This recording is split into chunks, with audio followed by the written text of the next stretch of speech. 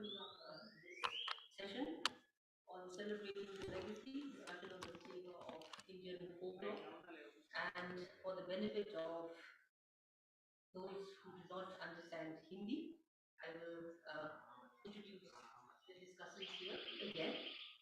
I have it in my phone, I have to open it up.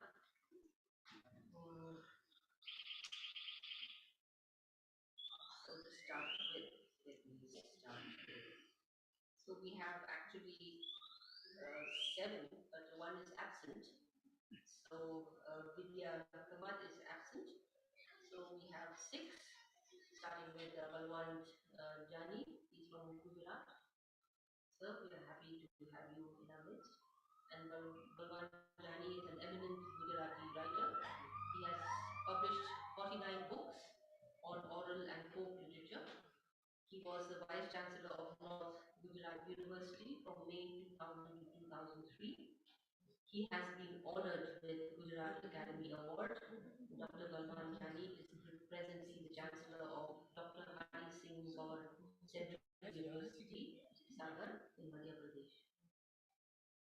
And next we have Farooq Ahmed Bhatt, and known by his pen name as Farooq Fayez. He is an historian, a columnist, and a literary critic. He specializes in literary and cultural history of Kashmir. Some of his published books are Folklore and History of Kashmir in English, Zaban Adab Twarik in Kashmiri, Kashmiri Folklore, a study in historical perspective, Shaikh ul Alam Kashmir Revisited, Fazil Kashmiri, the concise teaching of history and civics, Amir Shah Krivi in English. He has been honored with the Best Book Award for Kashmir Folklore, a study in historical perspective, Kashmir Media Award, and Fazil Memorial Award. Welcome, sir. Next, we have Hariram Meena. Hariram Meena is a retired IPS officer. He has published 12 books, including poetry collections, travelogues, and 2 novels. And Sri Meena has been honored with the Dr. Ambedkar Rashtriya Puraskar, Meena Puraskar, Mahapandit Rahul Sakrityalayan Samman, Bihari Puraskar, and Vishwa Hindi Samman. Welcome, sir. Next, we have M. Cleopatra Singh from Manipur.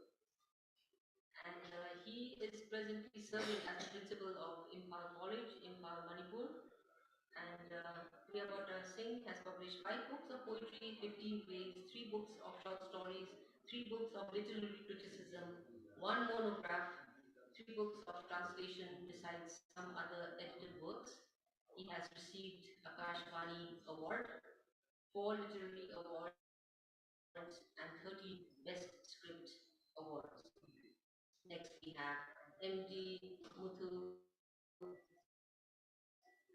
Kumaraswamy from Chennai.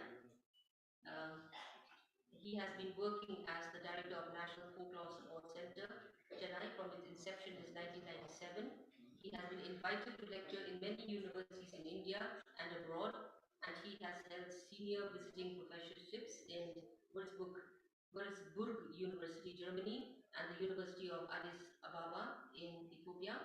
His publications include Folklore as Discourse, Folklore Public Sphere, and Civil Society, Voicing Folklore, Careers, Concerns, and Issues, One Nation, Many Voices, and Sarakya Chow. He edits Indian Folklore Research Journal and Indian Folklore. Welcome, sir. Next, we have Rawal Singh. Am I pronouncing it correctly, sir? Am I pronouncing your name correctly? Rawal Singh? But I hear that the others are saying Rawal Singh. Okay, so Rawal Singh is a noted Punjabi scholar, administrator, and writer. He is mainly known for his scholarly books on Sikh studies and has more than 10 published books to his credit. He edited a few literary magazines and journals and also contributed articles in different newspapers and journals. He served as the secretary of Punjabi Academy, Government of Delhi, and is the honorary consultant of World Space Radio. He retired as a professor, Department of Punjabi, Delhi University. And our last speaker is absent today, so we will start with today's session. And probably we can have 10 to 12 minutes for each speaker.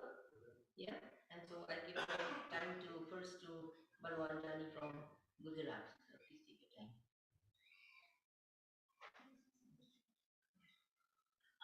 Sir 1 minute इससे पहले कि हम इस परिचर्चा को विधिवत यहाँ पे आरंभ करें, हम ओम प्रकाश नागकर जी से निवेदन करेंगे संध्या गांधी की ओर से कि मंच पर उपस्थित सभी महानुभावों का सम्मान करें।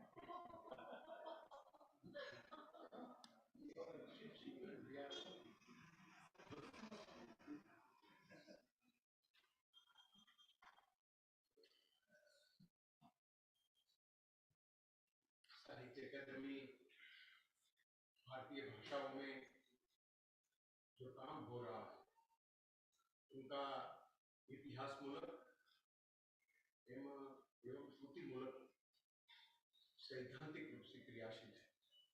मुझे बहुत प्रसन्नता है कि उसमें लोक साहित्य अलग रूप से जोड़ा है। लोक साहित्य भारतीय लोक साहित्य की गाथा, उनका हिस्ट्री, उनका विकास, उनकी विशेष सामग्री, उनके बारे में हम 6 लोग बात करने वाले हैं। मैंने सोचा कि गुजरात बहुत देरी से अस्तित्व में आया 1960 में, लेकिन पश्चिम भारत का एक बड़ा केंद्र गुर्जर भाषा और गुर्जर प्रदेश था।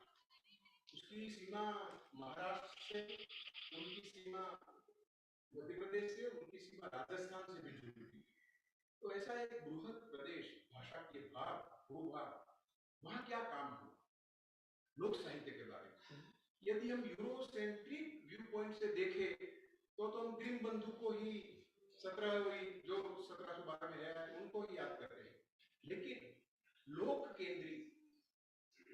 केंद्रीय शब्द, native words, native tune, native कुछ बातें ऐसी जहां लिखी गई है, जहां मिलती है, वो लोक साहित्य है। उसका मतलब ये है कि भारत में तो ये लोक साहित्य की परंपरा, हम बहुत पीछे जाए तो कथा सागर है, लेकिन बहुत इतना पीछे न जाए। लोक शब्द को जानकर, लोक को केंद्र में रखकर, फोक को केंद्र में रखकर काम कब शुरू हुआ, तो मैंने देखा तो मुझे पता लगा कि जैन मुनि, वैसे तो महावीर स्वामी ने भी लोक भाषा में उपदेश दिया था, लेकिन इस परंपरा के मुनि महाराज हेमचंद्राचार्य ने 1108 में लोक शब्द सब एकत्रित किए। लोक प्रचलित शब्द, लोक प्रचलित रूढ़ि प्रयोग, लोक प्रचलित कहावतें और लौकिक कथा एकत्रित की, उनका एक ग्रंथ बनाया, उनका नाम दिया देशी नाममाला। 1120 देशी नाममाला में लोक शब्द, शिष्ट शब्द नहीं, संस्कृत अनुग्रहणिक शब्द नहीं है, लोक शब्द वहां केंद्रित एकत्र किए गए, और दूसरा उन्होंने ग्रंथ लिखा सिद्ध हेम शब्दानुशासन। उसमें भी उन्होंने लोक गाथाएं प्रचलित जो थी, पौराणिक नहीं, ऐतिहासिक नहीं, लौकिक गाथाएं एकत्र की, घटनाएं एकत्र की, उनको संपादित किया, और ये बड़ा ग्रंथ लिख दिया। तो मैं कहूंगा कि भारतीय लोक साहित्य का आरंभ 12वीं शताब्दी से हेमचंद्राचार्य ने देशी लोक केंद्र में रखकर उनकी भाषा, उनके ट्यून, उनके संगीत, उनको नाम करके उनको लिखते थे कि कैसे गाना है, कैसे प्रेजेंट करना है। तो भारतीय लोक साहित्य की परंपरा मेरे मत से पश्चिम भारतीय भाषाओं में ये हेमचंद्राचार्य से शुरू हुई थी। मध्यकाल पूरा हुआ 1150 से 1850 तक का, उसमें जो साहित्य मिलता है वो केवल पुराण आधारित साहित्य नहीं है, संस्कृत कथाएं आधारित साहित्य नहीं है, हिस्टोरिकल लिटरेचर ही नहीं है, उसमें लौकिक कथा मूलक आख्यान, रास और लोक गाथाएं मिलती है, लोक वार्ताओं का नाम भी किया है। तो ऐसे फॉर्म जहां लौकिक कथा केंद्र में है, लौकिक कथा यानी हिस्टोरिकल नहीं, पौराणिक नहीं, मिथिकल नहीं, ऐसी लोक गाथाओं मूलक साहित्य बहुत रचा गया। कई लोगों ने, कई साहित्यकारों ने उनकी वाचना, मौखिक प्रेजेंटेशन किया। ऐसे कथा गीत, ऐसे कथा साहित्य, ये दूसरी धारा है। तीसरा, 1112 से अंग्रेज लोग यहाँ आए थे गुजरात में, सब पूरे भारत में, लेकिन उन्होंने देखा कि गुजरात में इंडिजिनस टेल है, सब फोक टेल उन्होंने एकत्रित किया, और इंडियन एंटिक्वेरी और कई ग्रंथों में अंग्रेजी में प्रमाणभूत टेक्स्ट कलेक्ट करना, उनका ट्रांसलेशन करना, और बाद में अंग्रेजी में छपा। गुजराती लोक साहित्य फर्स्ट टाइम एडिट हुआ अंग्रेज अक्षरों से, हाथ से, और अंग्रेजी में। इसी वजह से पूरे भारत के बाहर, पूरे राष्ट्र, पूरे कई विश्व में वो फैल गया। बाद में पारसी लोग आए थे ईरान से, उन्होंने यहाँ की विस्डम स्टोरी, ये फोक टेल को एडिट करना शुरू किया। और चौथा स्टेप आता है, गुजरात के लोगों ने उनको एडिट करना शुरू किया, संपादित करना शुरू किया, और प्रकाशित करना शुरू किया। तो 17वीं सहस्त्राब्दी की ये पूरी धारा है। उसमें अर्वाचीन ने तो बहुत सारे जंग की, स्वातंत्र आंदोलन, गांधी जी गांव गांव में, गुजरात में, महाराष्ट्र में फैले। क्यों? वहां कोई मीडिया नहीं था, गांधी जी भी कभी गए नहीं है, कोई राजकीय पुरुष भी वहां नहीं थे, फिर भी क्यों? क्योंकि फोक सॉन्ग उनके बारे में जितने लिखे गए हैं, गांधी जी के स्वातंत्र लड़त के बारे में जितने फोक सॉन्ग गुजरात में मिलते हैं, इतने कोई फोक सॉन्ग अन्य भाषा में नहीं। तो एक बड़ा समकालीन कथानक तक हेमचंद्राचार्य से लेकर ये काम हुआ। तो हेमचंद्राचार्य मिडिएवल एरा, अंग्रेज अफसर्स का संपादित लोक कथा साहित्य, बाद में पारसी, और ये गुजराती लोक कथा साहित्य संपादित। ये तो मैंने आपको सरफेस स्ट्रक्चर कहा गुजराती भारतीय लोक कथा साहित्य की गाथा का, कि इंडियन व्यू पॉइंट से, इंडो सेंट्रिक व्यू से हम देखें तो हमारे प्रांत में लोक केंद्रित, लोकानुशासन, लोकाभिमुख हमारा साहित्य, हमारे साक्षर रहे। सारस्वत तुलसीदास ने भी लोक भाषा में लिखा। तो ये जो लोकाभिमुखता हमारी है, ये लोक साहित्य की सैद्धांतिक धारा को पुनर्विचारणा करने के लिए हमको प्रेरित करते हैं, और उनके दो ग्रंथ बहुत बड़े ये ग्रंथ माने जाते हैं। दूसरी बात मैंने अपने पेपर में रखी है, ये काम तो हुआ, लेकिन थियोरेटिकली, सैद्धांतिक रूप से हमने क्या किया? लोक साहित्य के इतिहास को हम देखते हैं तो सब जगह मिलते हैं रीटोल्ड, रीराइट, रिक्रिएट, ये तीन बात मिलती है। जैसा सुना ऐसा लिख दिया, रीटोल्ड कर दिया, या तो रीराइट भी करते हैं, और कई जगह रिक्रिएट भी करते हैं, कुछ एक में कर देते हैं। लेकिन गुजरात में लोक कथा में चौथी बात एक बड़ी आई, वो जो सेल्फ टोल्ड स्टोरी है, जो कथक है वही संपादक हो गए। उन्होंने ही संपादित किया। तो गुजराती लोक कथा सेकंड हैंड नहीं मिलती है, first hand right first hand मिलती है, क्योंकि जो कथक है वही लिखने लगे और उनके पास से मिला। उनका थियोरिटिकल कुछ काम भी हमने किया है, उस पर भी कुछ बात हुई है। फिर दूसरी बात एक बड़ी आई, वेस्टर्न इंपैक्ट बहुत है थियरी में। तो हमारे शांति भाई आचार्य ने सोचा कि scientifically I would like to edit the story. तो उन्होंने बिल्कुल उच्चारण के शास्त्रानुसार, लिंग्विस्टिक के उच्चारण प्रक्रिया के अनुसार उनकी स्क्रिप्ट बनाई है और स्क्रिप्ट बनाई और गुजराती में एडिट की। उनका ग्रामर भी दिया, उनका अर्थघटन भी दिया और उनके साथ जुड़े हुए लोग व्यवहार जो है उनकी बात भी उन्होंने बताई। तीसरी बात सैद्धांतिक रूप से हमारी हुई, वैश्विक परंपरा जो है, स्ट्रक्चरल अप्रोच, मोटिव इंडेक्स, हमने कई इंडिजिनस मोटिव गुजरात से निकाले जो मोटिव इंडेक्स में नहीं मिलते हैं, ऐसे मोटिव इंडेक्स भी निकाले और ये मोटिव इंडेक्स की सूची सामने रखकर हमने हमारे लोक साहित्य का मूल्यांकन भी किया, स्ट्रक्चरल व्यू पॉइंट से भी किया, psychological, anthropological and architectural approach से भी हमने काम किया। गुजरात में बहुत ये काम हुआ। और चौथा मैंने ये लिखा है थियोरिटिकल में कि we prepare the history of oral literature, oral bhajan song, saint literature, oral tribal literature, oral folk literature, oral bardic literature. Charan Bharat का जो लिटरेचर है वो लिखित में मिलता है और ओरली प्रेजेंट होता है, तो उनका भी हमने हिस्ट्री तैयार किया। ये दूसरा मेरा एक स्टेप था। तीसरा स्टेप है कि फोक टेल किस टाइप की मिलती है। फोक टेल तो बोलते हैं, लेकिन गुजरात में हमारे पास घोस्ट लोर है, घोस्ट लोर की बहुत कथाएं हैं और साथ ही साथ अकल्ट लोर, सीक्रेट लोर जिसको कहते हैं, उनकी कथाएं भी है, ट्राइबल लोर भी है और साथ ही साथ एनिमल लोर भी हमारे साथ। भारतीय दृष्टि क्या रामानुजन ने भी लिखा है, भारतीय व्यू पॉइंट कैसा व्यापक है, वो एनिमल को भी लेते हैं, घोस्ट को भी लेते हैं। अपनी सृष्टि सीमित नहीं है, अपनी सृष्टि मानव संबंधों के वर्तुल में सीमित नहीं है। ये बात बताती हुई ऐसी सारी 4 धाराएं भी हमारे गाथा एवं इतिहास में मिलती है, ये बताना है। चौथी बात मैंने अपने पेपर में रखी है, कंजर्वेशन एवं प्रिजर्वेशन। हमने प्रारंभ से गुजराती लोक साहित्य के लिए ब्रिटिश स्कॉलर और ईरानियन या पार्शियन का गाइडेंस मिला और वहां एक शुरू हुई धारा, how to preserve, how to conserve. और तीसरी बात आई उनका editing science, how to edit it, ने सबने बताया कैसे करना है। और चौथी बड़ी बात है how to perform the folk. उनकी ट्रेनिंग स्कूल हुई कच्छ में, रावो लखपत ब्रज भाषा काव्यशाला। उसमें क्या था, क्योंकि सभी स्टेट थे, स्टेट में राजकवि होते थे और राजकवि का काम दरबार में रचना प्रस्तुत करना, परफॉर्मेंस का था।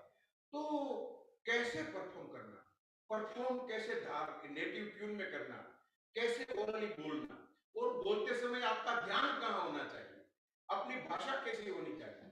ये 300-400 साल तक ये पाठशाला चली, वहां ट्रेन हुए फोक आर्टिस्ट। तो फोक आर्टिस्ट को तैयार करने के लिए भी काम हुआ, उनको एडिटिंग के लिए भी काम हुआ, उनका कंजर्वेशन प्रिजर्वेशन के लिए भी काम हुआ। तो ये गुजराती फोकलोर की गाथा बहुत पुरानी है। यदि हम इंडोसेंट्रिक व्यू पॉइंट से देखें तो ग्रीन बंधु से पहले ये सिंड्रेला जैसी कथा है, तो उनसे पहले हेमचंद्राचार्य की गाथा में भी मिलती है और कई सारी जैन गाथाओं में मिलती है, बौद्ध जातक में भी मिलती है। लेकिन हमने आज तक ग्रीन बंधु को ही माइलस्टोन मानकर उनके बाद का फोकलोर हिस्ट्री, तब हमारे वहां फोकलोर शब्द आया, उन्होंने दिया, सही बात है, लेकिन ये शब्द तो ब्रिटिश की ओर से आया, लेकिन उससे पूर्व हमारे पास देशी लोक एवं शब्द था। ये थोड़ी बात अपने पेपर के कुछ मुद्दे रखने की मुझे ये अवधि मिली, ये बड़ा विषय हुआ और आप जैसे लोग विद्याविद यहाँ उपस्थित है, इसकी प्रसन्नता के साथ मेरे विचार को विराम देता हूँ। नमस्कार। Thank you, Banwar, sir. And thank you for sticking to the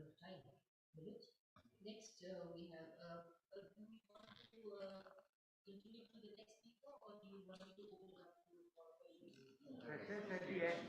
Questions at the end. Okay. All right. Okay. So next we have Mr. Parul Fayaz from Kashmir. So please take it away.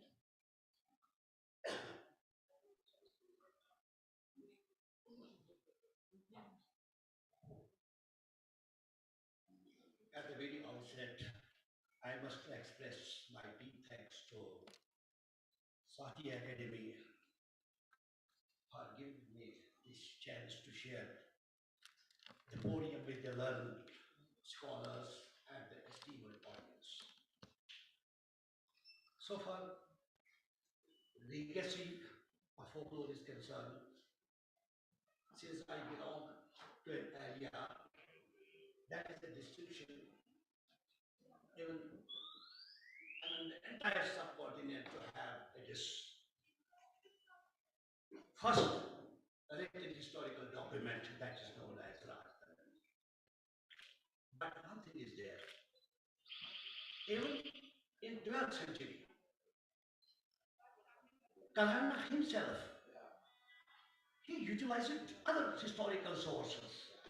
But along those historical sources, he gave very esteemed cities to him.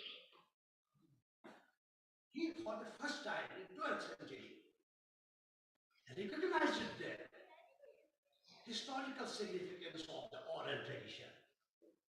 And he did a pioneer job by reconstructing the history of Kashmir from the earliest times up till 12th century. And then the same was continued by his successors like Srivara, Jonaraja, Rajabhat and others till the present times. But so far Kashmiri folklore is concerned, I will not go into the historical details. No. I will analyze it, I will examine it through a research methodology, and I will highlight certain features, certain distinctive characteristics. The foremost distinctive quality with regard to Kashmiri folklore is that it is geoculture specific. It is geoculture specific. No literature, every sort of literature, and particularly oral literature, it is culture specific. But now, here lies the difference. It is culture specific, but at the same time, it is context oriented.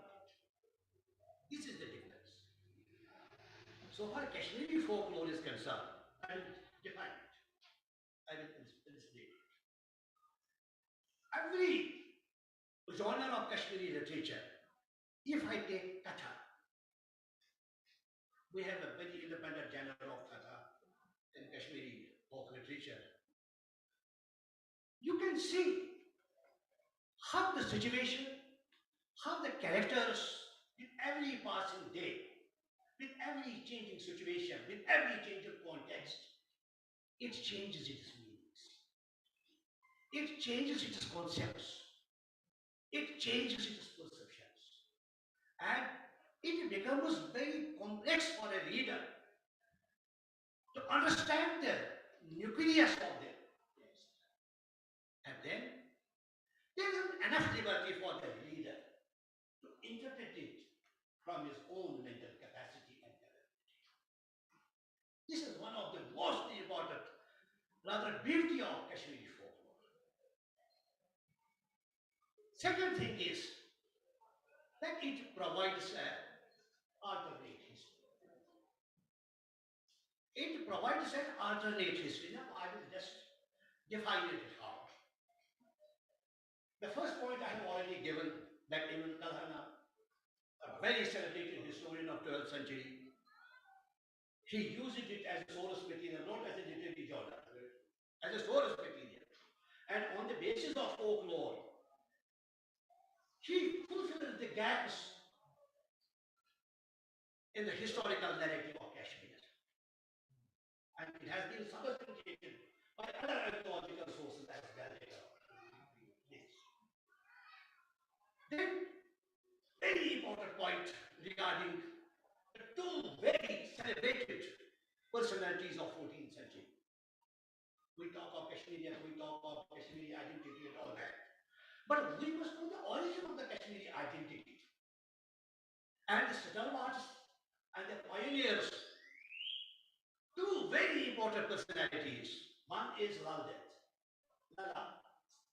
and another is Sheikh Nudrish, Alamdari Kashmir. For the first time, these two people, instead of, though there were two very important knowledgeable languages in operation, one was Sanskrit, though the Kashmir had already transferred to Muslim state, but Sanskrit still continued to be the official language, along with Persian. This is the melody of Kashmiri life. But there is nothing, no reference, even a nude reference in any historical narrative, even in Srinivas or Jodharaja's Rajkarani. Other by time he had died. And why this? Altogether, negligence, ignorance, whatever you may call it. But as a student of history, there were definite and cemented reasons that why the established historians gave even little space to these two celebrated personalities of the 14th century. But here, the credit goes to Kashmir.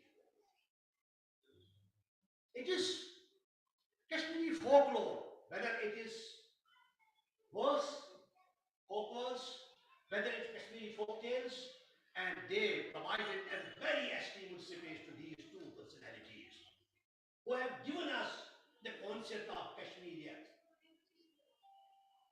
Irrespective of the religious peculiarities and all that, whether it was Brahminism or it was New Islam that had come from Central Asian states. But these two personalities, they stood for Kashmirians.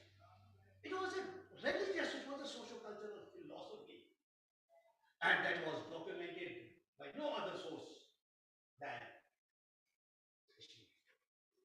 So later historians, it was on the basis of these folk documentation that the later historians reconstructed the historical narrative on the information that has been given, not by any established historian, but they pieced together the folk verses, the folk references, scattered in different channels, and then they reconstructed the continuous and cemented historical narrative of Kashmir. Another very important, we talk of feministic empowerment and all that, but if we go through the historical narratives of Kashmir, only there is a mention of 12 ladies. Whether it is Soyamati, whether it is Dilarani, whether it is Kota Rani, then later stages Haba Khatun and all that. Haba Khatun. But all these ladies were in one way or the other, they were associated with the royal courts. That is why they drew the attention of the historians. So what about the common lady? Does it mean that our female folk have no history? No. Yes, of course, they have a history. They also experienced pain at the hands of the male-dominating society. But the pain, the agony of Kashmiri medieval woman is no more. It is never recorded in any historical narrative. Here also, it is Kashmiri folklore. And there are two very important genres. One is Manun. Manun is a folk song category. It is generally associated with the marriage. And then there is another that is Ro. Another very important segment of Kashmiri folk and it was being sung on religious occasions in Ramadan or Eid days and all that. And if we fail to understand, if we fail to read these two important categories of Kashmiri folklore, folk wealth, Manun and Roof, we cannot have any autonomous society of Kashmiri woman. No. Because while going to jungle, bringing that fuel and all that, they would sit together somewhere near the water, near the greenery and all that, and they would share their pains. What pain, what agony they were experiencing in their families. Because male-dominated society, there was no voice for common woman. But they would sit there, they would go into the jungles while bringing the fuel and all that. They would share their pains there. And it is being documented, it is being recorded in our row songs, our Manu and all that. And these two categories are the running commentaries on Kashmiri woman. Otherwise, like there is no such detail of Kashmiri woman. Then I was doing my research, PhD. I myself took folklore as a source information, as a historical source. At that time, twice my synopsis was rejected by historians from Aligarh, JNU and all that. No, this is an untouchable folklore, the annals of historical investigation. The third time I have convinced them, no, I am going to take, I will reconstruct the historical narrative on the basis of folklore. Then it was given, I was given permission, and then it was published as well. Another very important segment is the political vandalism. Because in autocratic structure, right from the Mughal times, from 16th century onwards up to 1946, the political structure, the political construct that was in operation in Kashmir, that did not allow any space for dissent. That did not allow any space for money. That did not allow any space for protest. And if we go through the established historical narratives, there is complete silence. But if we go through Kashmiri Band person, the folk plays of Kashmir, and you will find quite a variety of satire, protest against the different exploiting agencies, whether it was a feudal agency, whether it was a religious agency, whether it was a political agency. And that is why in every home of Kashmir, we find that if at all we have had an opportunity of producing Kalhana and all that, but the people's history was altogether absent there. It was because on the basis of folklore that we have had the opportunity to reconstruct our history on a very rich folklore of Kashmir. Thank you, sir.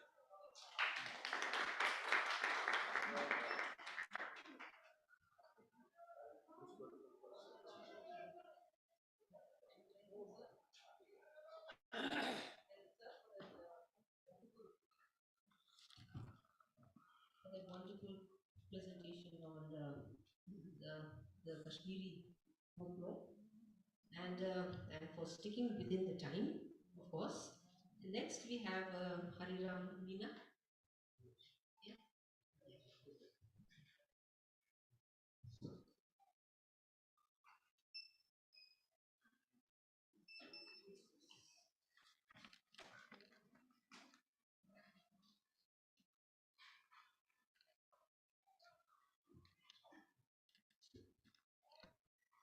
सत्र में शामिल सभी मंचासीन विद्वान साथियों, मेरे से पहले के दोनों विद्वान वक्ताओं ने फॉकलोर मीनिंग देयर बाई लोक साहित्य जैसा अनुवाद किया गया है, उसके इतिहास, उसकी सैद्धांतिकी उसका अभिलेखीकरण वगैरह के महत्वपूर्ण विषयों पर बात की और विशेष माध्यम उन्होंने अपनी वार्ता का बनाया गुजरात के फोकलोर और कश्मीर के फोकलोर को। मैं कुछ बातें करना चाहता हूँ कि ट्राइबल अप्रोच क्या है फोकलोर का, आदिवासी दृष्टि क्या है, आदिवासी लोक साहित्य की परंपरा क्या है और वो किस तरह से, जिसे हम भद्र साहित्य की परंपरा कहते हैं या शास्त्र जहाँ आता है या व्याकरण आता है, सिद्धांतिक आता है, उससे डिफरेंट किस रूप में है। बिकॉज मैं जैसा समझता हूँ उसमें जो सारी जो कल्चरल ही नहीं, जो आपने कहा था कि जियो फिनोमेना भी है,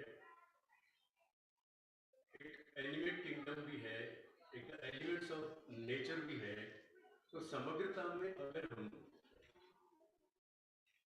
उस साहित्यिक परंपरा को एक जीवन शैली में कहीं खोजें तो मुझे लगता है कि जो आदिवासियत है, ट्राइबलिज्म, उसमें ये सारी जितनी भी धाराएं हैं, जितने भी डिसिप्लिन हैं, जितने भी अनुशासन हैं, आप चाहे दर्शन, इतिहास, कल्चर या लिटरेचर वगैरह वगैरह सबको ले लीजिएगा, उनके सूत्र वहां मुझे मिलते हैं। दुनिया की सारी मानवता के आदितम पुरखे आदिवासियत का जीवन जिया करते थे। वो भोजन खोजी थे, वो वनोपज राखेट पे निर्भर थे और वक्त के साथ वो उस खोल से बाहर निकले। मैं ये नहीं कहता कि आगे बढ़े या पीछे हटे, ये एक अलग मसला है। और ये इस दौर में हम इस तरह पहचान रहे हैं कि जो सभ्य या समृद्ध या समझदार होने का दावा करते हैं वो शायद गलत दावा करते हैं, और जिन्हें पिछड़ा कहा जाता है, खास करके आदिवासियों को, शायद वो सही राह पे हैं और पृथ्वी के सामने अगर भविष्य का बेहतर विकल्प कहीं मिलेगा तो वो ट्राइबलिज्म में मिलेगा। मैं उस दृष्टि से ये निवेदन करना चाह रहा हूँ कि फोकलोर का, लोक साहित्य का जो जमीन है, जो सोर्सेज है, वो आपको आदिवासियत में मिलेगी। और फिर वो बातें हैं व्यापक लोक में, फ्रॉम ट्राइबल टू फोक, उसके बाद फिर वो शास्त्र या भद्र जो वर्ग है उसमें लेते हैं। भद्र के पास अपना कुछ नहीं है, वो लोक से लेता है, लोक ट्राइबल बेस से लेता है, और फिर जैसे ही उसको हम सैद्धांतिकरण, हम उसका व्याकरणीकरण, उसका शास्त्रीयकरण, उसका अनुशासनीयकरण, तो ये डिसिप्लिन, ये सारी चीजें जब आ जाती है, सैद्धांतिक उसमें आएगी, कुछ अवधारणा आएंगे, कुछ निष्कर्ष निकालेंगे, और ये इसका एक क्रम है। पहले आप संकलन करेंगे, फिर उसका एनालिसिस करेंगे, उसके बाद में सैद्धांतिक गढ़ेंगे या उसमें से ढूंढेंगे।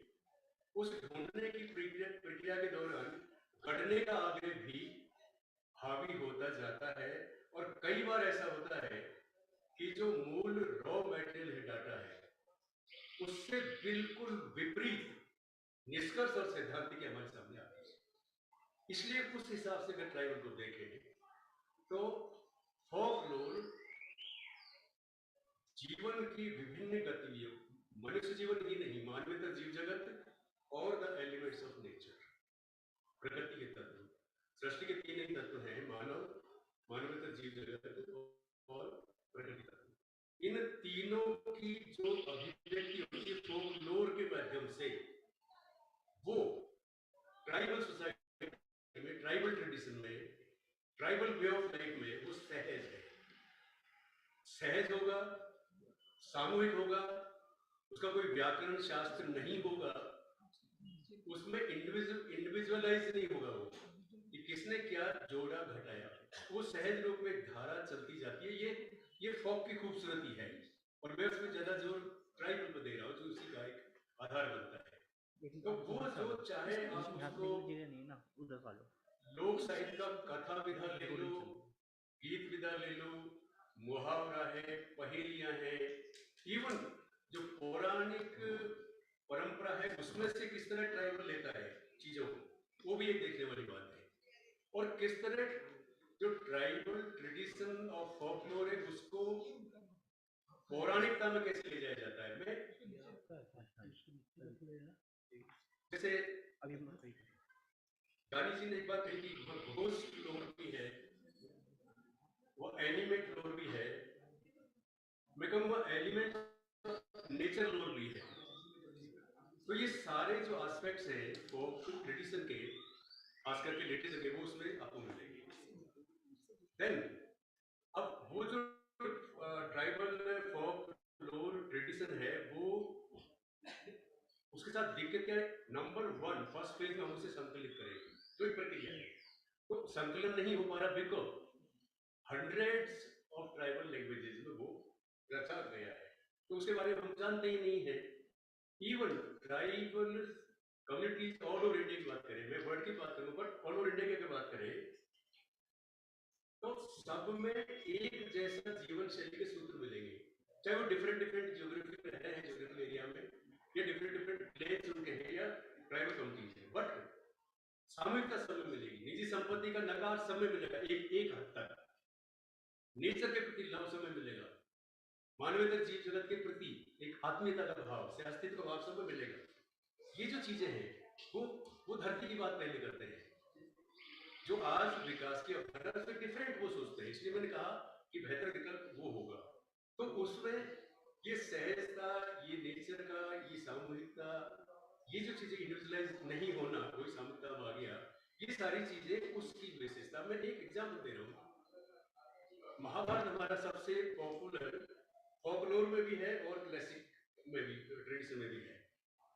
भीलों का भारत जो हमारे गुजरात में 9 स्टेट्स में है, भगवान दास पटेल गाड़ी साहब जानते हैं, उन्होंने उसका संकलन किया, बहुत मेहनत करके कैसेट्स में रिकॉर्ड किया, रिकॉर्ड करके फिर उसका भीली भाषा से अनुवाद हिंदी में भी किया। मैं एक एग्जाम्पल दे रहा हूँ, महाभारत के जितने वर्जन हैं, खास करके जो मेन वर्जन है, जो हमारा पौराणिक वर्जन कहेंगे जिसको, उसमें सबसे बड़ा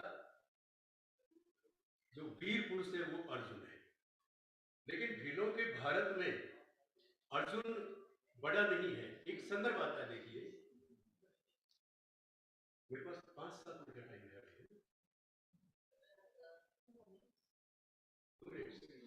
ओके, और छोटा संदर्भ दे रहा हूं। एक वो जा रहा है, एक वासुकी जो नाग जनजाति का मुखिया है, वो घोड़े पे सवार होकर घूम रहा है अपने जंगल में, वहां एक बाल आता है, बाल होता है सुनहरा, वो कहता है हमारे महिलाओं के सुनहरे बाल नहीं, ये काले बाल है, ये सुनहरा कहाँ का। तो एनीवे वो उसको अपने दूध भेजता है, पता करता है कि वो हस्तिनापुर में द्रौपदी के महल में द्रौपदी झरोखे से झांक रही है, उस महिला का बाल है। ओके, वो जाता है कि ये द्रौपदी का महल में प्रवेश करता है, वासुकी को रहता है, शॉर्ट कर रहा हूँ बहुत, और जाकर के दरबार वगैरह जो रोकता है उनको इधर उधर धक्का वक्का मारता अंदर चला जाता है, वो एंटर कर जाता है द्रौपदी के कक्ष में जहाँ अर्जुन भी होता है, और वह द्रौपदी को देख के कहता है कि अच्छा ये बात तेरे वालों से मिलता है, तुम कौन हो। वो कहता है द्रौपदी, अच्छा तो ये कौन है, कि अर्जुन के यही है कि जो सारी दुनिया में जिसने डंका बजा रखा है। तो वो होता क्या है, वो वासुकी अपनी मूंछ में से एक बाल तोड़ता है और बाल तोड़ के अर्जुन के हाथ पैर बांध के उसको खूंटी में लटका देता है, फिर पूछता है द्रौपदी से नाउ किसको तुम चूज करोगे। वो कहे इसमें तो कोई दम ही नहीं है, मैं तो आपको चूज करूंगा। ये भीली भाषा में जो फोक लोर में जो आता है बात, उसकी ये कथा है, ठीक है। तो मैं एक संदर्भ दिया किस तरह उसमें आता है, और बहुत सारे वो है, लेकिन मैंने कहा अब सबसे लास्ट में मैं आधा मिनट लिख रहा हूँ। अब जो इसको, चाहे वो ट्राइबल फोकलोर है, चाहे इन जनरल फोकलोर है, या भद्र परंपरा में भी फोकलोर किसी रूप में आ रहा है, क्योंकि फोक का मतलब ये नहीं कि जो जो शहरी और ग्रामीण का देहात का नहीं है, ये फोक शहर में भी हो सकता है। एनीवे सबसे बड़े खतरे दो है, एक तो ब्रांडेड नेशनलिज्म, यूनिलीनियर नेशनलिज्म, वर्ड अब सब विद्वान से मुझे ज्यादा अव्यक्ति की जरूरत नहीं है। नंबर 2 ग्लोबलाइजेशन, बिकॉज फोक लोर है वो सारा का सारा डिपेंड करता है, वो करता है विविधता में, विभिन्न रंगों में और विविधताओं की संस्कृति हमारी भारतीय संस्कृति को समृद्ध और उन्नत बनाती है। इसलिए ये जो दो खतरे, इनसे बच के किस तरह फोक लोर ट्रेडिशन रह सकती है, ये सबसे बड़ा सवाल है। आपने मौका दिया, धन्यवाद। जय Hind.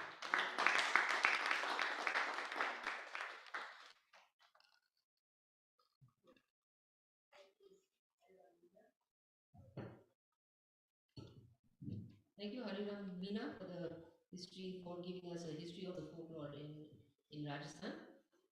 Next, we will I invite Priyobha Prakash Singh from Manipur.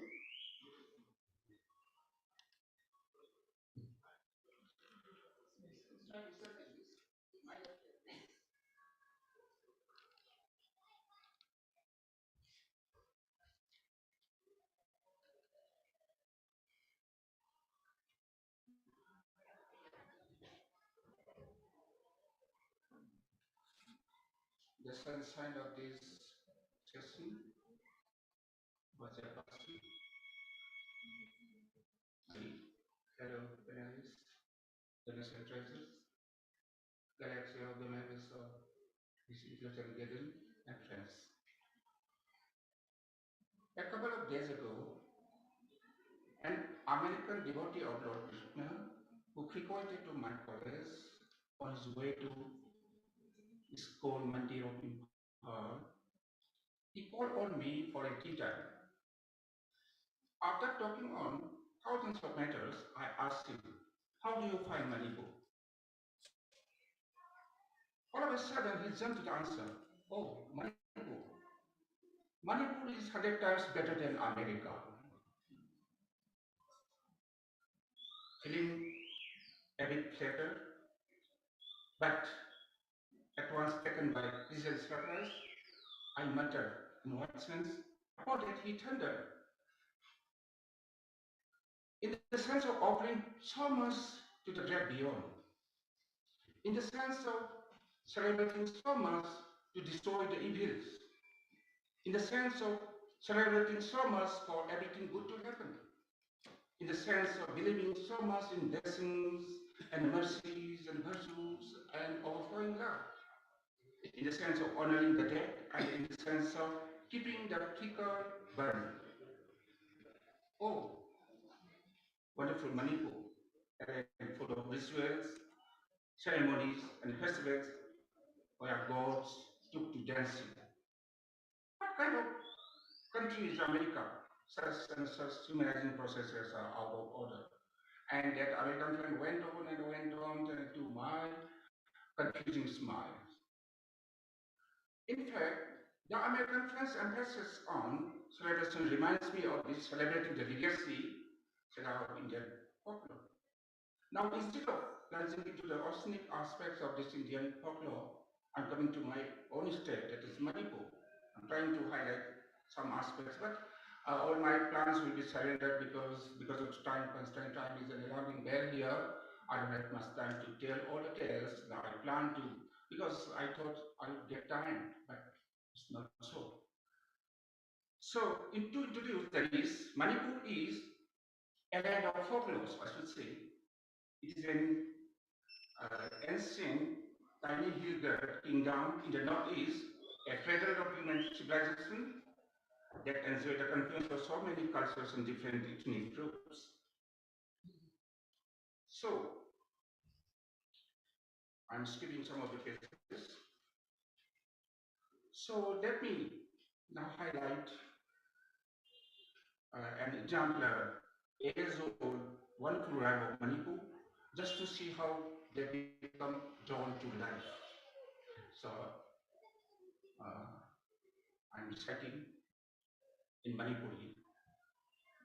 Tha tha thabungton, nasam murambi pobige, haibong charong amatan, thadaro thabungton. From time immemorial, it has been sung in Manipur.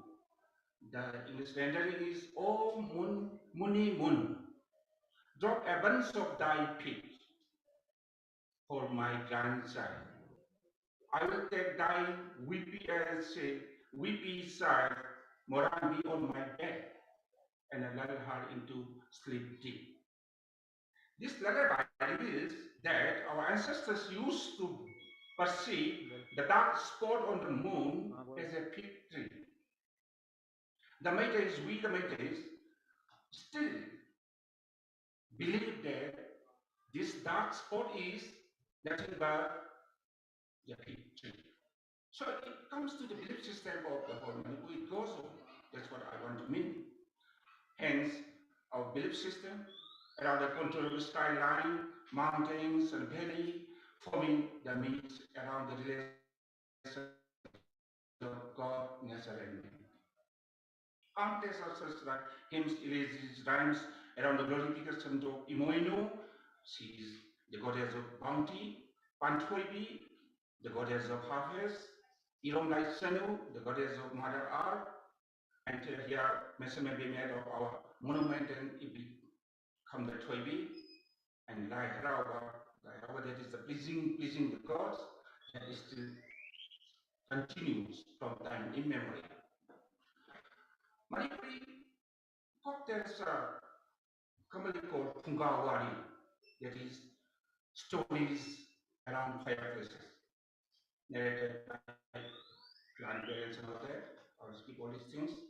And I want to make mention of some of the wonderful, unforgettable tales. This is Hanuba Hanubi Tava. This is growing or planting young by an old man and woman.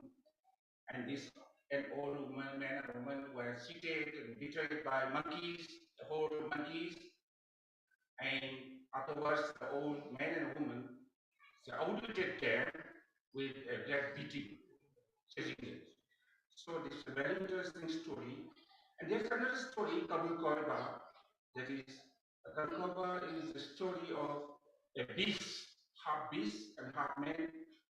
Beast, we the tiger of with the head of a tiger and the human body, who he captured Tabato, the younger sister of 7 brothers, while they were away.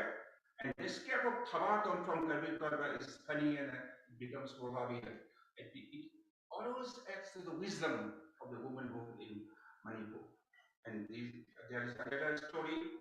I'm making mention of this, the names only. Sajay Bitsaisa is unforgettable portrait in the hearts of Manipur because the tale really unfolds the central reality of pain at a time of poverty and human misfortune.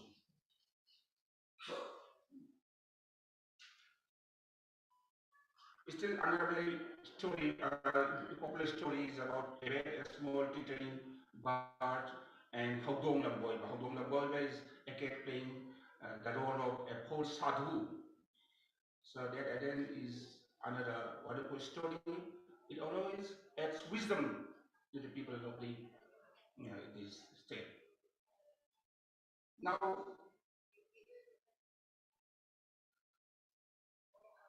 I'm trying to cut short.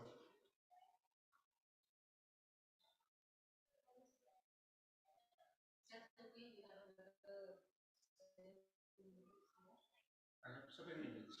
Oh, wonderful.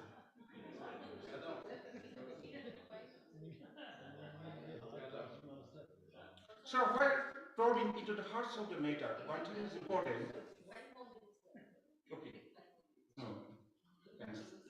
While probing into the hearts of the matter, we find that the 4 narratives, these Manipuri narratives are done around the poetic justice. This is very important. It may happen to all the folk tales of India as a whole. All the stories begin with once upon a time in Manipur. This is time Mamanga. This is Manipur. Once upon a time, and it ends with thus ends the story in in what is it in Merry Men, something like that. Always in comic tone. Never tragic, you see. So while coming into the heart of the matter, we find the folk narratives are done around the poetic justice that is punishing the virtuous and rewarding the virtuous. It has a great impact on the community at large. So, if I have the time, folklore traces the footprints of our ancestors, as our the panelists have already remarked. They are preserved not through writing but through practices and memories. Through this oral tradition, we meet our forefathers with their hardships, struggles, serious conflicts, pains and agonies, their faiths and fears, dreams and memories, and their ideals, love, friendship, freedom, reverence, glory and nobility. It is the greatest unwritten history of their soul, reflecting the simple social situations and the common people of the simple faith. It is not only for the vastness of the past, this is very important.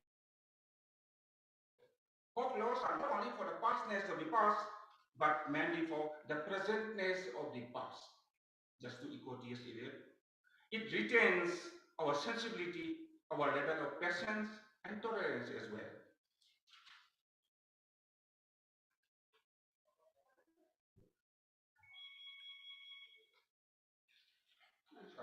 To conclude, so such Manipuri narratives are ghost planting in the state. They are as old as the soil and also full of wit, humor, and satire, mostly with comic elements. We have enormous tales on theme of stupidity, false belief, eternal love, ultimate solutions, and realization.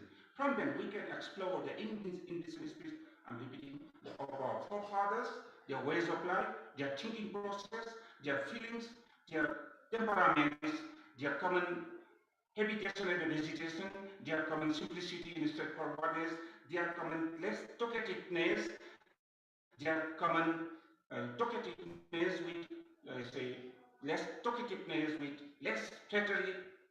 These are all reflected in folk arts, crafts, say, folk dances, music, and performing arts that all underlie their actions and activities.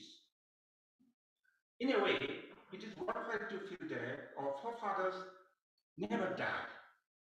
They are still in us, not only in our mind and memory, but in our blood as well. Their aesthetic presence is still humanizing, controlling, and moralizing our society. As parts form the whole, every unit adheres to each other and one another towards the perfection of the whole. I mean, this India. In this sense, nothing but folklore endures on earth. I repeat, in this sense, nothing but folklore endures on earth. It is our life-giving source. It brings about our rebirth, our eternal central humanism, that is Indian humanism. In sum, folklore is the founding word of our civilization. It rediscovers the nation. Without it, we will be left in oblivion, completely uprooted. Without it, without folklore, we will be left in oblivion, completely uprooted. Thank you very much. Thank you, Priyo Pratasi.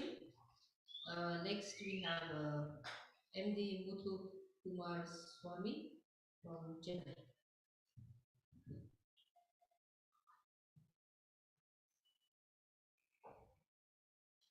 Madam Chairperson, distinguished panelists, and friends. I'm grateful to Saga Academy and the Ministry of Culture for this opportunity to present my ideas in this panel discussion, celebrating the legacy discussion, the Saga of Indian folklore. There are two words here that bother me. We need to clarify. One is the legacy, another is the Saga. And the third word that we might be interested in knowing is also folklore.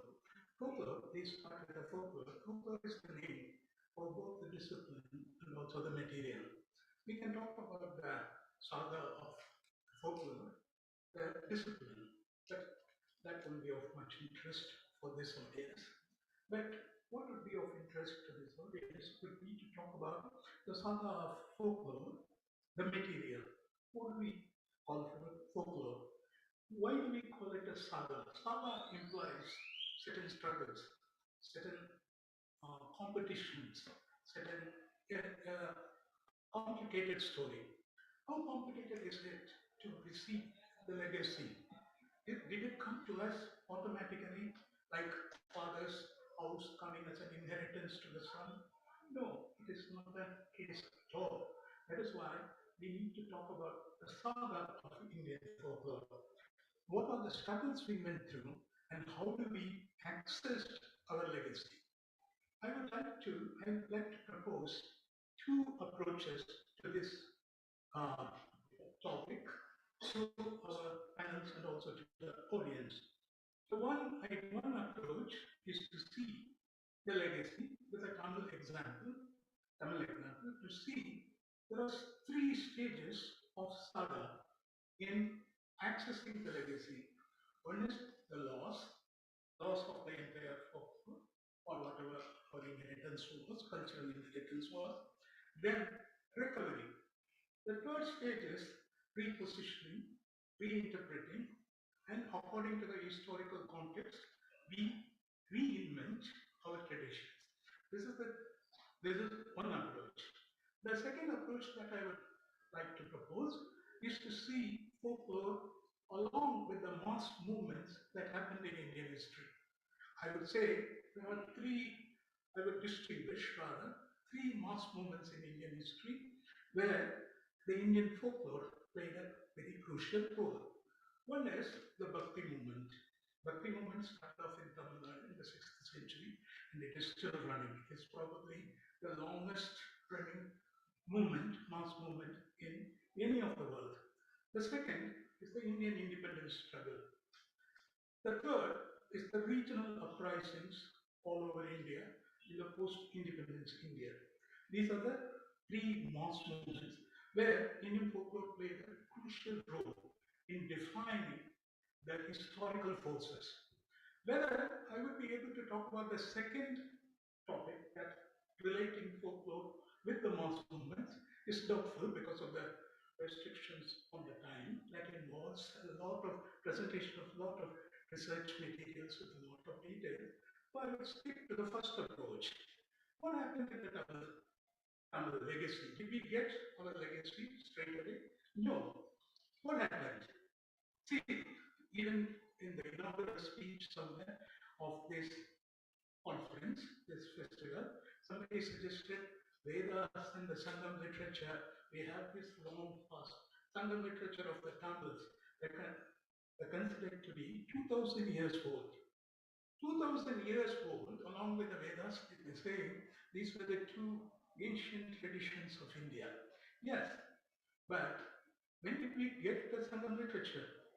But is the Sangam literature was part of our everyday curriculum, or have the generations have been reading Sangam literature all along?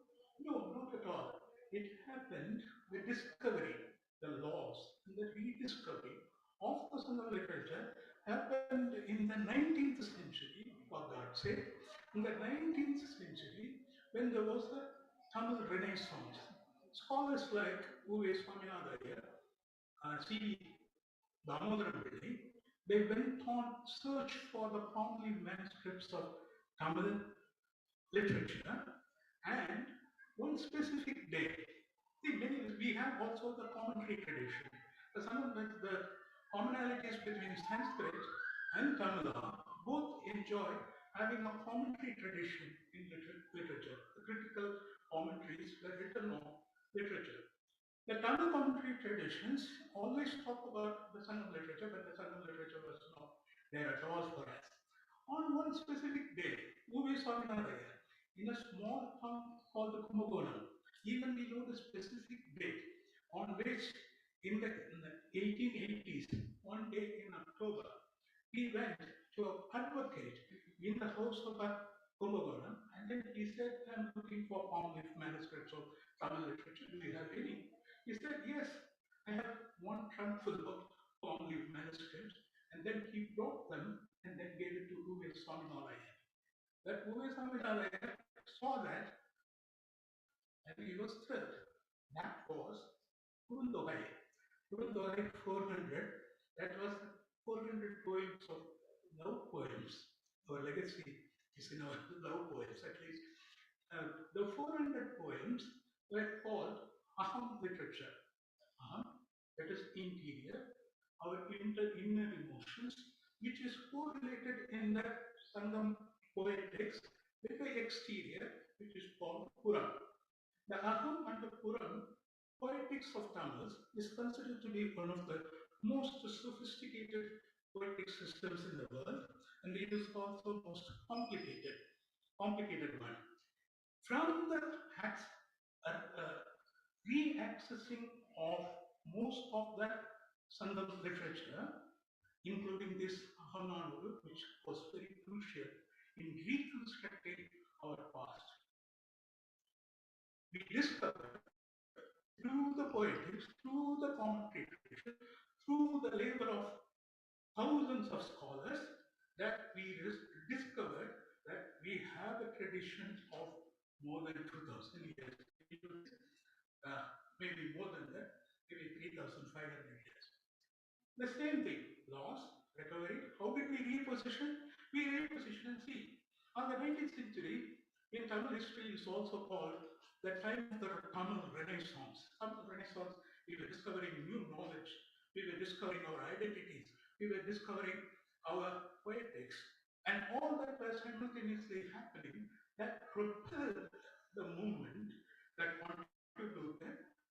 It was on the next several movements. Also, the regional uprising, which is called the Dravidian movement, which became very strong in the post-independence India.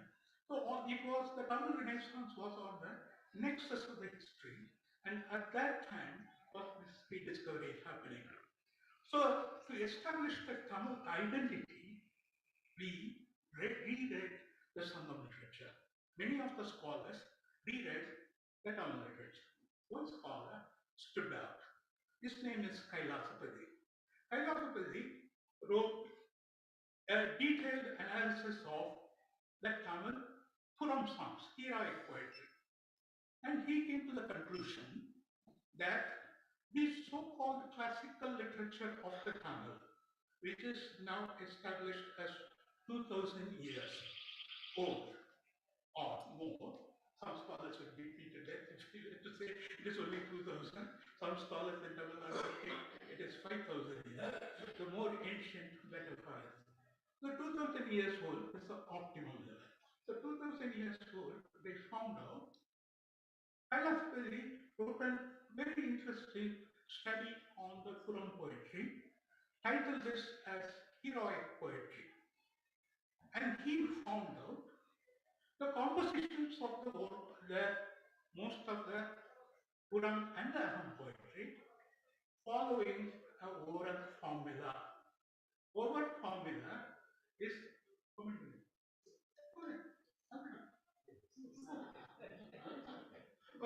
the oral formula is the one the oral poets used to compose oral poems, that is oral tradition. So what is written and what has come down, it is also the folklore. Actually, what we call the classical literature is through the analysis, Kailasapati undisputedly proved that it is the folklore that is our legacy. We also lost Bhakti literature. Shaiva Bhakti literature was lost. Can you imagine that Bhakti literature, which started in 6th century in Tamil Nadu, moved all over India, up to Kashmir, went to Assam in the 16th century. So if you trace the history of Bhakti movement, we were the originators of it, but we lost it. And Raja Chola, on the 10th century, rediscovered in the famous Chilvaram temple that the Devaram hymns were hidden in a trunk, almost eaten away by all kinds of time, the insects and everything. He rediscovered the Bhakti literature also. The Saga is always will lose all the time. Is it a habit of the Tamils? I don't think so. It is a habit of the subcontinent. We lose today. Professor Maiti was talking about in the morning, but the Kamba Thoili epic in Manipur. And Professor Balwan Jani was talking about how the rediscovery, the interpretation is taking. Professor Farooq was saying about how the interpretations of Lal in the 14th century was shaping up Rococo. So the common history, however briefly, that I could convey to you as parallels all over India. Thank you so much.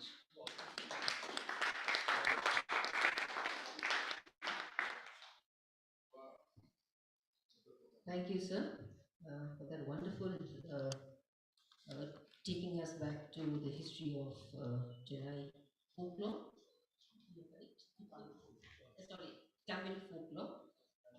Yes, and next we have Sir Rawal Singh. Thank you ma'am. दोस्तों, मैं जो बैठे थे हमारे speaker साहब, मैंने जो card पढ़ा हुआ है, मैंने बाई चांस इंग्लिश में पढ़ दिया। इस पर लिखा था सागा ऑफ इंडियन फोकलोर, और अभी 1 घंटा पहले मैंने हिंदी में पढ़ा, उसमें फोक लिटरेचर है। तो मैं ये समझ नहीं पाया कि फोकलोर पे बोलना है कि फोक लिटरेचर पे बोलना है। कि फोक लिटरेचर एक छोटा सा पार्ट है फोकलोर का। सो मैं पता है कैसे बुक्स करूँगा। मैं जिस धरती से आता हूँ वहाँ कमांड करूँगा। जानी साहब ने जहाँ से बुक शुरू किया, उसके बाद उसे दोस्तों ने शुरू किया। मैं इसको जो फोक लिटरेचर भी है उसको मैं मिथिक कथाओं से शुरू करता हूँ, क्योंकि मिथिक कथाएं जो हैं वो फोकलोर की जो फोक लिटरेचर है उसकी मेरे को लग रहा है कि जन्मदाता मिथिक कथाएं हैं। और जिस धरती से मैं आता हूँ उस धरती पे जो पहला दुनिया का ग्रंथ रचा गया वो ऋग्वेदा है।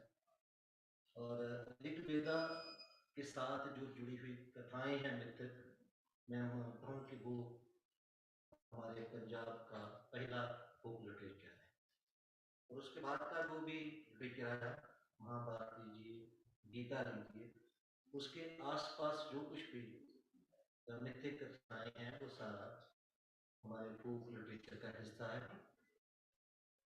और जो फोकलोर का फोकलोर को मैं समझने की कोशिश करता हूँ as a student of folklore, तो मैं देखता हूँ कि फोकलोर के जितने भी जॉनर्स हैं वो कलेक्टिव विजडम से आते हैं। जितनी आप लोक कथाओं की बात करी है वो सिमिलर लोक कथाएं सभी भाषाओं में हैं। गुजराती में भी वही है, राजस्थानी में भी वही है। और मैं तो एक स्टूडेंट को मैं PhD करवा रहा था इस विषय पर, और मैंने देखा कि गुरु नानक देव जी के नाम पर एक लोक मिथिक कथा है कि वो सर्प शांत करता है उनके सर पर जब वो सोए हुए।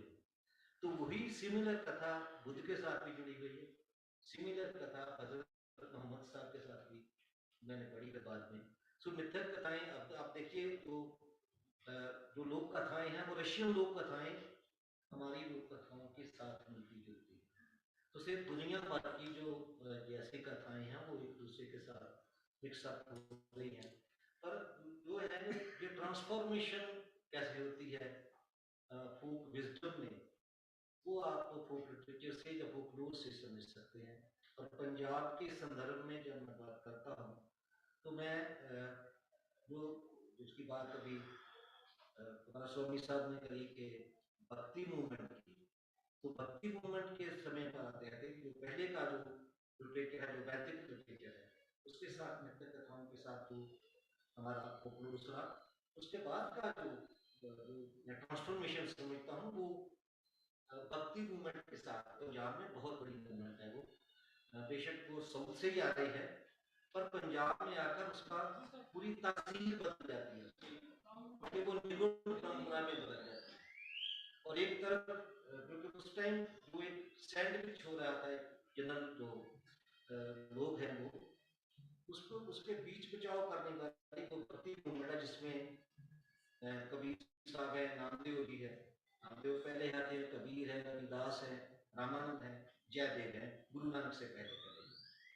और इसका जो फोक विजडम में जो बहुत बड़ा जो ट्रांसफॉर्मेशन होती है इस टाइम पर वो हो रही है, विशेष करके जो कट्टर ब्राह्मणवाद और कट्टर इस्लाम के बीच में जो रास्ता निकालते हैं कि जब एक सोसाइटी का एक पूरा हिस्सा है जिसका गॉड भी उनसे, जिसका भगवान भी शिव लिया है, और जिसके लिए वो ये सारे जो भगत हैं वो संत कवि हैं वो आवाज उठाते हैं, और उसमें जो वो विजडम हमारा पंजाब का है उसमें एक रेबेलियन शुरू होता है, एक बगावत सी, एक नाबरी शुरू होती है जो गुरु नानक से शुरू होती है। पहले कबीर भी है उसमें, पर जो एक राजनीतिक बगावत है वो गुरु नानक से शुरू होती है, जब वो बाबर के हमले के टाइम पर कहते हैं खुरासान खसवाना किया, हिंदुस्तान लगाया, आपे दोस्त दी करता जमकर मुगल चढ़ाया। बाबर को उस टाइम जम कहना और किसी संत के वाणी में जम का किसी इतने बड़े क्या हो, वो एक नया विजडम, कलेक्टिव विजडम बन रहा था जो बाद में डेवलप होता होता आज तक आ रहा है। पंजाब की ये एक खासियत है पंजाब के फोकलोर की कि वो रेबेलियन की तरफ बढ़ता जाता है। उसके बाद बेशक उसके वो जो जात पात खत्म करने की बात है भक्ति मूवमेंट की, गुरु गोविंद सिंह जी ने जब खालसा पंथ 1699 में बनाया तो उसमें 5 दिशाओं से लोग लिए, जो 5 प्यारे बनाए, और 5 जो है वो कास्ट के लोग लिए, तो एक नया एक कलेक्टिव विजडम बनाने की कोशिश है उसमें। और उसके बाद की भी जो टाइम का है, मैं तेज बोल रहा हूँ उसमें, कि जो पंजाब का जो किसी सोसाइटी को समझना हो उसके कलेक्टिव विजडम से ही समझा जा सकता है, और पंजाब का कलेक्टिव विजडम रेबेलियन की तरफ ज्यादा बढ़ता है। जब अकबर का जमाना है जिस टाइम दुल्ला भट्टी पंजाब में बहुत बड़े हीरो हुए हैं, जिनकी एक बहुत बड़ी कथा है, बहुत बड़ा फोकलोर है उसका, जो पंजाब का हीरो बनकर उभरता है। और दुल्ला भट्टी की जो है पदचिन्हों पर आज तक का पंजाबी चल रहा है, वो कैसे चल रहा है उसकी मैं 2-3 बातें करके बात कर दूंगा कि दुल्ला भट्टी हमारा पंजाब का हीरो बनता है, जो उस टाइम डाकू है, और डाकू बंदा वो लूटता है, लूटता भी ज्यादा सरकारी खजाने को है वो, और लूटने के बाद गरीबों में बांटता है, गरीबों की लड़कियों की शादी करता है, और बाद में अकबर के साथ लड़ाई में जंग में मारा भी जाता है, और वो हमारा फोक हीरो बनता है। और पंजाब की कथाओं में, पंजाब की पोइट्री में आपको रेबेलियन ज्यादा नजर आएगा, फोक पोइट्री जो पंजाब के लोकगीत भी है उसमें ज्यादा आप देखेंगे कि ज्यादा जो जिक्र है वो घर में बैठी हुई औरत जंग पे गए हुए अपने शोर के लिए, उसके लिए वो तड़प है, उसके सारी वो रेबेलियन और वो एक है उसका शेडो है, तो उसकी दुल्ला भट्टी की वो आपको लगातार पंजाबी फोकलोर में नजर आएगा। उसके बाद आप जब 47 तक भी आते हैं तो 47 में भी जो पंजाब का एक भूगोलक जो है देखते हैं उसमें हम बार बार कन्वर्टर्स हमारे ऊपर, हम उनका मुकाबला कर रहे हैं, और पंजाबी का जो इवन जो परफॉर्मिंग आर्ट्स भी है पंजाब के, वो भी आपको देखेंगे दुनिया बाकी देश के फोक आर्ट से बिल्कुल डिफरेंट टाइम की ड्यूरेशन जो है, पंजाबी जो फोक डांसर्स लीजिए, पंजाबी फोक सॉन्ग लीजिए, उसमें आपको ड्यूरेशन कम नजर आएगी, क्योंकि कहा जाता है हमारे यहाँ कि खाता पीता दाहेदा बाकी है शाहिदा, कि हमने जितना हमारे पास है उसको हम पूरा उसको आनंद देते हैं, क्योंकि पता नहीं कब दूसरा हमारा आ जाएगा, उसका हमें मुकाबला करना है। इसलिए पंजाब का फोकलोर भी आपको ऐसा मिलेगा कि आपका जो लोग नृत्य है वो 10 से 12 मिनट से ज्यादा नहीं पंजाब में। भंगड़ा है, गिद्धा है, हमारा जो दूसरे डांसर्स हैं उसकी ड्यूरेशन बहुत कम है। हमारे पास क्लासिकल डांसर्स की कोई परंपरा नहीं है, तो इसीलिए है कि हमारे पास वो टाइम ही नहीं है ऐसा, जब कहा जाता है कि पंजाबी बंदा घोड़े पे सो देता है ना, तो ऐसा उसको पूरा उसका एक पंजाबी मन की एक बनतर है, बाद में आपको रिफ्लेक्शन जो फ्रीडम स्ट्रगल में मिलेगा कि 112 आदमी फांसी पे लगते हैं फ्रीडम स्ट्रगल में, उसमें 92 सिर्फ सिख हैं उसमें। वो पंजाब का माइंड सेट है, वो फोकलोर से ही आ रहा है, वो ऐसे नहीं है, वो एक ऐसा मन बन गया रेबेलियन कि हमें लड़ना ही है, झगड़ा ही करना है। तो दूसरी बात जो है कि तो अब तक मैं देखता हूँ, भगत सिंह को देखिए, उधम सिंह को देखिए, वो पंजाबी फोकलोर की ही प्रोडक्शन है। वैसे हीरो नहीं बनते, हीरो उसी फोक विजडम से निकलते हैं। और लेटेस्ट देखिए, अभी पंजाब में जो उड़ता पंजाब का एक हमारे ऊपर लगा था, ये कहा जाता था कि पंजाबी, हम खुद कह रहे थे कि पंजाबी जो अब युवा पीढ़ी है वो पांचवादी हो रही है, सब कुछ छोड़ के भाग रही है। और 80 से 90 तक का पंजाब है जिसमें एरिज्म था, उसके बाद का जो उड़ता पंजाब है, लगता था कि पंजाबी युवा पीढ़ी है वो अब वो नहीं रही, हो रही है। हमें लग रहा था पढ़ने लिखने वाले लोग थे कि ये लोग अब मुकाबला नहीं कर पाएंगे किसी चैलेंज का। और उसकी मिसाल आप पंजाबी फोकलोर से फिर मैं देना चाहूंगा कि जो किसान आंदोलन में जो कुछ हुआ, उसको उसका गलत है सही है वो अलग बात है, पर किसान आंदोलन में जितना युवा पीढ़ी सामने आई वो फिर पंजाबी माइंडसेट का हिस्सा है, उसी फोकलोर का एक अगुवाई है जिससे वो आगे आया। और अभी अभी एक घटना घटी है पंजाब में, कुछ दिन पहले एक पंजाबी सिंगर मारा गया है सिद्धू से बना, उसके आप गीत सुनिए, वो हथियार प्रमोट कर रहा है, वो जंग प्रमोट कर रहा है, कोई बंदा उसको सुनने को तैयार नहीं। पंजाब में हीरो है, पंजाब का वैसे जो नौजवानों का हीरो है, युवा पीढ़ी का हीरो है, पर सब लोग कह रहे थे कि वो जो उसके गीत है वो गन कल्चर के गीत है। और जो ही उससे पहले इलेक्शन लड़ता है पंजाब, 2 महीने 3 महीने पहले इलेक्शन हुई, उस इलेक्शन में वो एमएलए का इलेक्शन बहुत बुरी तरह हार जाता है, और उसकी डेथ के बाद वो दुनिया भर का हीरो बनता है। वो भी उसी फोकलोर के माइंडसेट का है, एक हिस्सा बनता है, और उसी पे वो क्योंकि वो दुल्ला भट्टी का वो अनुयायी है, उसी उसी परंपरा उसी ट्रेडिशन को फिर वो आगे लेके। सो पंजाबी, जब मैं फोकलोर की बात करता हूँ तो पंजाबी फोकलोर जो है वो पंजाब की जियोपॉलिटिकल सिचुएशंस जो है, जिस जिस स्थिति में पंजाब पड़ा हुआ है, उसी में ही फोकलोर बनेगा, उसी में ही कलेक्टिव माइंडसेट बनेगा, उसी में ही कलेक्टिव विजडम बनेगा। सो पंजाबी फोकलोर को पढ़ना है, पंजाबी साइकी को समझना है, तो फिर पंजाबी फोकलोर ही है एक ऐसा साधन जिससे आप समझ पाएंगे या पंजाब को समझ पाएंगे। बहुत बहुत शुक्रिया।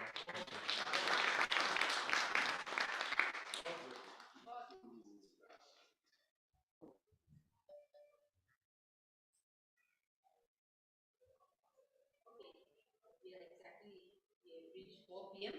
Is there some questions which you would like to direct towards? Yes, one question we can take. Please. Okay. So who is it? Fayaz sir, sir आपने बहुत अच्छे से पूरा किया कश्मीर का अंदर दृश्य है, अच्छा उनका जिक्र अच्छा लगा। तो एक बात आपने स्किप किया, टाइम के शॉर्टेज की वजह से कि किस वजह से, वहाँ एक फोक और है, उसको लाफोकेसर कहते हैं, गैपोकेसर कहते हैं लद्दाख में, और वो बल्तिस्तान तक जाता है, मंगोलिया तिब्बत तक जाता है। I stay border of the Ladakh. मेरी माँ ने भी मुझे लाफोकेसर सुनाया है, रामायण महाभारत नहीं सुनाया है। रामायण महाभारत मेरी किताब में पढ़ा है, ठीक है ना? तो वो क्या आप इंटेंशनली छोड़ गए कि क्या? What was the reason? That is a sort of epic. It is only because of the time constraint. Okay. Time constraint. Okay. Otherwise, there was enough to reveal before the level. क्योंकि वो लद्दाख नून ऋषि से बड़ा epic है कश्मीर। बस यही था। Thank you. Yeah, so thank you so much to all the participants and to the ones who have come to add to the celebration of the legacy of the saga of Indian folklore. And we have had wonderful presentations from Kashmir to from Gujarat to from Rajasthan, Manipur, Tamil Nadu, and Punjab. And the common thread that we have seen throughout all the presentations is that when the process of engaging in the creation of the transmission of folklore, it presupposes two things. And what are these two things is that one, it is the existence of what we call folk people, and number two is the need for continuity. And I would like to close from Hallowell 1947, and Hallowell notes that what people choose to talk about is always important for our understanding of them, and the narratives they choose to transmit from generation to generation and to listen over and over again can hardly be considered to be as unimportant in a fully rounded study of their culture. Thank you. With that, I hope that we continue to celebrate this legacy.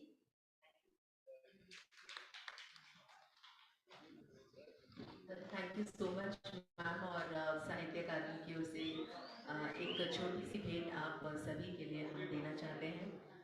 और मुझे विशेष रूप से रवेल सिंह जी की बातें बहुत पसंद आई, बहुत अच्छी लगी, क्योंकि एक बात जो शायद हम जो कॉमन मैन हैं, हम जो कॉमन लोग हैं, उनको नहीं पता लगती है, इतना डीप भी है कि हम मिथक जो मिथ स्टोरीज हैं, जो बहुत डीप स्टोरीज है, वहाँ से कहीं से ये फोकलोर शुरू हुआ होगा, लोक साहित्य शुरू होगा। तो ऐसी छोटी छोटी बातें जो हैं आप सभी लोगों के माध्यम से हमें यहाँ पे पता चली हैं। आप सभी का हम धन्यवाद करते हैं। Thank you so much for this wonderful session. इस परिचर्चा में हमें बहुत ज़्यादा आनंद आया, एंड आई होप आप सबको भी बहुत अच्छा लगा होगा। आप सभी का धन्यवाद करते हैं, आभार व्यक्त करते हैं। इस टाउन हॉल से अंतिम जो सत्र है थोड़ी देर में हम शुरू करने वाले हैं, उसके लिए भी आप